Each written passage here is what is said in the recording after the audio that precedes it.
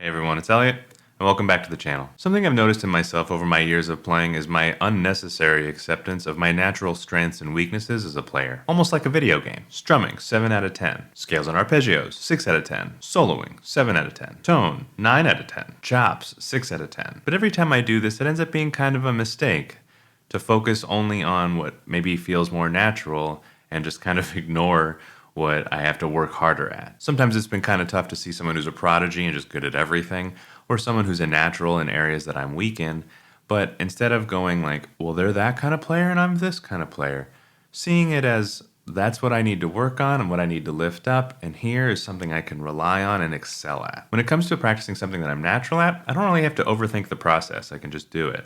But when it's practicing something that I'm not natural at, I might need to approach it from like 5 different directions to really try to understand what it is I'm not getting. In some of these areas, I had an easier time with it, but other people I've taught didn't, and I needed to learn how to teach them. And in other areas, I am not a natural. If you get something from today's video, I'd really appreciate it if you support it by commenting, liking, subscribing, or checking out the Patreon link in the description. Also, for fractal users out there, I just released a preset of a high-powered twin. Link is also in the description. So area number 1 is strumming. Some students I've had over the years kind of strum the guitar like they're banging a gavel with like their whole forearm. And if you're one of these kinds of players, here's what you need to focus on. Body awareness in your forearm. We just want it moving a different way. Instead of moving it up and down, we're just going to be rotating it. So basically take the pick out of your hands, have your forearm kind of like in line where it would be, and just say like, how was your day? Oh, so-so, like just that little so-so motion. That's kind of what we want to get used to. And then put the pick in your hand, make the same motion. Also, you might need to bend your wrist, because unless you're playing like out here on a big jazz box or a dreadnought acoustic or something, chances are if you kept your wrist straight, you'd be too far away from the guitar, right?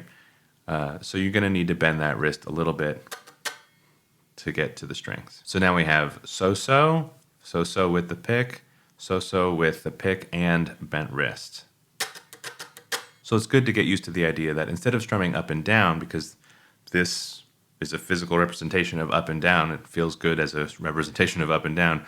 If we're strumming side to side or something, it might make more sense to just kind of like wipe away the strings. If you find the rhythm difficult, that's where the beginner guitar books are gold, because they'll start you on a very simple, relatable rhythms with half notes, quarter notes, maybe eighth notes, and they'll kind of cut it off there, and that'll be a lot, honestly. A lot of music doesn't involve really fancy 16th or triplet strumming. A piece of advice that's usually saved for the more natural strummers is actually really good at any point in time, and that is to record yourself. Recording is really helpful because it keeps us honest.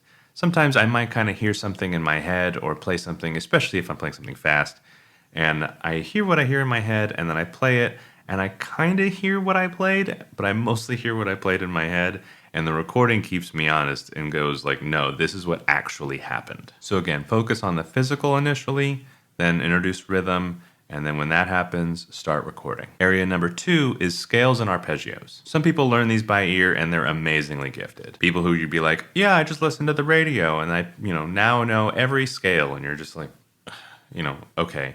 That's not me. Me and everyone else who's not a prodigy has to rely on the natural human ability to recognize patterns. Obviously, that's where the PDFs or JPEGs of neck diagrams kind of mapping out scales and arpeggios comes in handy. Once you have those, it's really a simple thing to focus on. It's just time and repetition. What's also important is trying to see something from every kind of angle. So let's work with B minor pentatonic.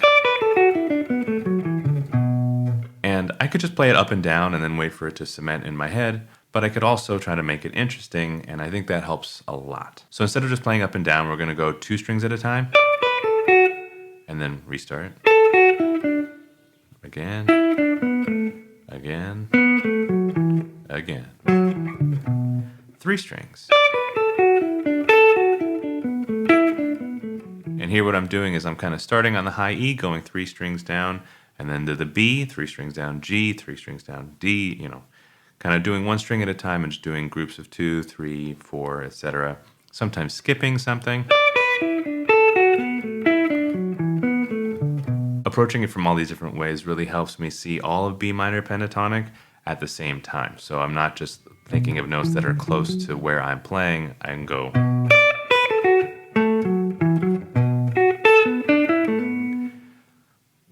anything is available. Area number 3, soloing. Basically the same applies for soloing as does scales and arpeggios. Hearing players like Julian Lodge say they didn't transcribe much and just gathered the essence of whoever they were listening to, what scales they were using, kind of what their inflections were, means that people like that have a much more innate attention to detail when they're listening to something than I certainly had starting out. It is a skill you can build though. Like at this point I could probably tell you what string they're playing on, was it a pre-bend or did they slide or was it a regular bend, whatever, what pickup, what kind of amp.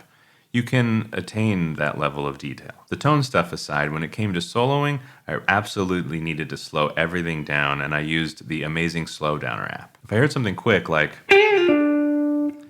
I would read it as like something fast followed by like something fast, but it wouldn't be necessarily really obvious to me if it was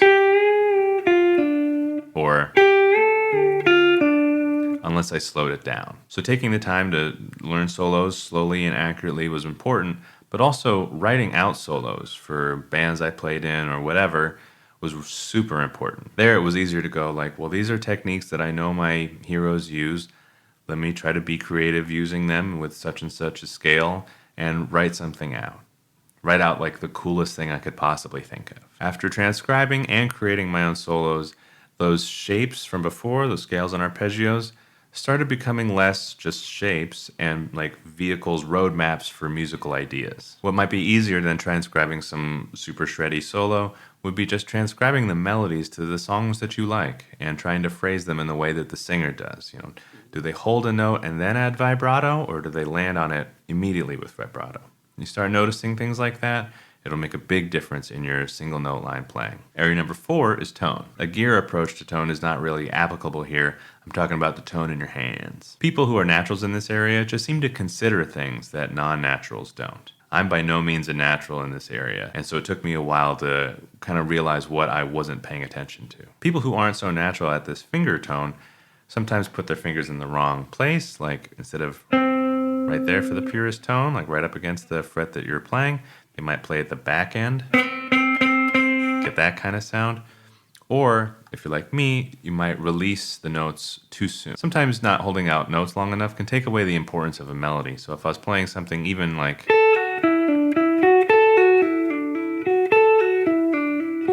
played sweetly, it almost sounds like sunrise or something.